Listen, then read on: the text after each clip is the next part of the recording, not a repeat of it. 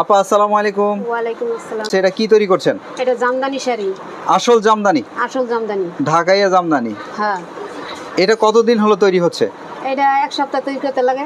বিক্রি করেন কত টাকা? 3,500।